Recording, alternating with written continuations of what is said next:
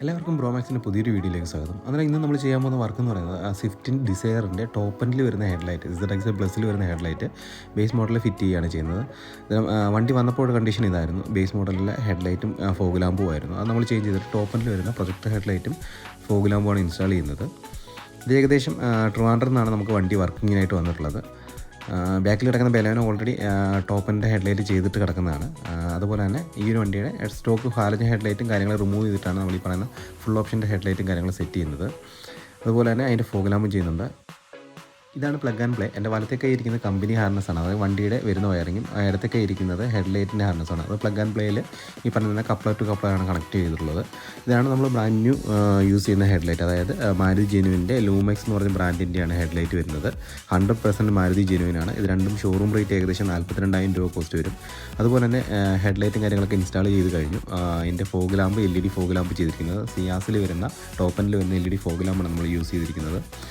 പലരുടെ ഒരു സംശയമാണ് ഈ പറയുന്ന ടോപ്പനിൽ വരുന്ന ഹെഡ്ലൈറ്റ് ഡയറക്റ്റ് നമ്മുടെ വണ്ടിയിൽ ഫിറ്റ് ചെയ്യാൻ പറ്റുമെന്നുള്ളത്. ഒരിക്കലുമില്ല. ഈ പറയുന്ന ടോപ്പനിൽ വരുന്ന ഹെഡ്ലൈറ്റ് എന്ന് പറയുന്നത് ഒരു 7 പോൾ പിന്നാണ് വരുന്നത്, അതായത് 7 വയർ വരുന്നൊരു പിന്നാണ് വരുന്നത്. അതൊരിക്കലും നമ്മുടെ ഹെഡ്ലൈറ്റിന് വരുന്നതെന്ന് വെച്ച് കഴിഞ്ഞാൽ ഒരു 3 പിൻ വയറാണ് വരുന്നത്, അതായത് H4ൻ്റെ 3 പിൻ്റെ ഇതാണ് കപ്ലറാണ് വരുന്നത്. അത് അതുമായിട്ട് കണക്ട് ചെയ്യണമെങ്കിൽ അഡീഷണൽ റിലേയും കാര്യങ്ങളും വേണം. ഇത് വണ്ടിയുടെ ഡിമ്മും ബ്രൈറ്റും വർക്ക് ചെയ്യുന്ന ഫംഗ്ഷനാണ്. അഡീഷണൽ റിലേയും കാര്യങ്ങളും വേണം ഈ പറയുന്ന വയറിങ് സെറ്റ് ചെയ്തെടുക്കാൻ.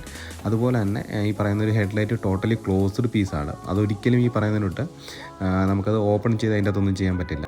അതുകൊണ്ട് ഈ ഓൺലൈനും കാര്യങ്ങളും കുറേ ഹെഡ്ലൈറ്റും കാര്യങ്ങളും കാണും. ഹെഡ്ലൈറ്റ് മാത്രമാണെങ്കിൽ വാങ്ങിക്കരുത്, അതിൻ്റെ വിത്ത് വയറിങ് കൂടി ചേർത്തിട്ടാണെങ്കിൽ മാത്രമേ വാങ്ങിക്കാവൂ. എന്നാൽ മാത്രമേ അത് കറക്റ്റ് പ്രോപ്പറായിട്ട് വർക്ക് ചെയ്യുള്ളൂ. സ്വിഫ്റ്റിൻ്റെ ഹെഡ്ലൈറ്റ് വയറിങ് കുറച്ച് കോംപ്ലിക്കേഷനാണ്. ഈ പറയുന്നതിനൊട്ട് ഡിമ്മും ബ്രൈറ്റും പ്രോപ്പറായിട്ട് വർക്ക് ചെയ്യണമെങ്കിൽ അതിന് അഡീഷണൽ റിലേയും കാര്യങ്ങളും കൊടുത്താൽ മാത്രമേ പറ്റുള്ളൂ. ഈ പറയുന്ന ഏതെങ്കിലും ഒരു വയർ മിസ്മാച്ച് അയച്ചു കഴിഞ്ഞാൽ അതിനകത്തുള്ള ഡയോഡും സർക്യൂട്ട് ബോർഡും എല്ലാം അടിച്ചു പോകാൻ ചാൻസ് ഉണ്ട്. അത് മെയിൻറ്റെയിൻ ചെയ്ത് വേണം കൊണ്ടുപോകാൻ.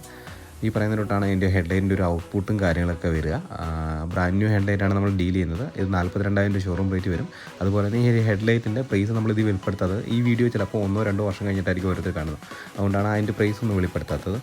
തുടർന്നൊരു നല്ല വീഡിയോയിൽ കാണുന്നവരെ ബൈ ബൈ.